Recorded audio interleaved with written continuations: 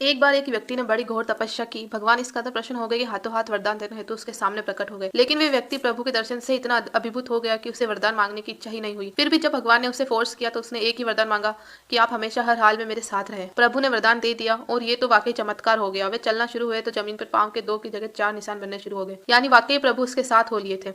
वह तो मारे खुशी के झूम उठा। उसकी चाल ही बदल गई। विश्वास के 7वें आसमान पर जा बैठा। वह भगवान 24 घंटे साथ है, और क्या चाहिए। लेकिन कहीं ना कहीं शंकित भी था कि कहीं भगवान साथ छोड़ ना दे। सो इस बात को लेकर वह चौकन्ना भी पूरा रहता था। बीच बीच में वह जंगल में मिट्टी या कीचड़ पर भी चलकर देख लिया करता था कि वाकई प्रभु उसके साथ है या नहीं।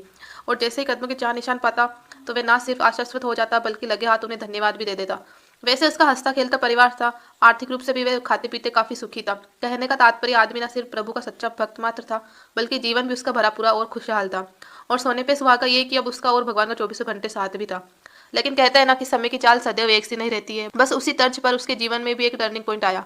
अचानक एक हादसे में उसके दोनों बच्चे की मृत्यु हो गई। पत्नी ये हादसा सह नहीं पाई और पागल हो गई। निश्चित ही इन सब का उस पर भी बड़ा गहरा असर पड़ा। मारे सदमे के धंधे पर ध्यान न दे पाने की वजह से वहां भी नुकसान होना प्रारंभ हो गया। कुल मिलाकर चारों ओर से उस पर संकट गहरा गया। बड़ी मनुष्यत में उसके दिन गुजरने लगे। वह तो यहाँ तक सोचने लगा कि अब जीवन में रखा ही क्या है, क्यों ना बचा हुआ जीवन प्रभु भक्ति में ही गुजारा जाए। बस विचार करते ही वे तो सब छोड़कर संन्यास लेने जंगल की ओर चल पड़ा।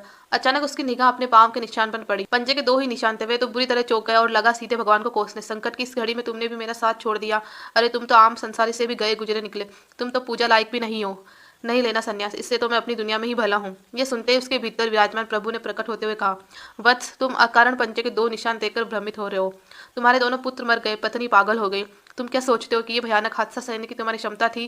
बिल्कुल नहीं। तुम्हारे संकट के तमाम थेपड़े कब से मैं अकेले ही सह रहा हूँ, और ये जो 2 पंजे के निशान देख रहे हो वे मेरे ही हैं। तुम कुछ ऊटपटांग ना कर बैठो या हताश के गहरे भंवर में ना चले जाओ। इसलिए तुम्हें तो मैंने बच्चों की मृत्यु के दिन से ही थाम रखा था।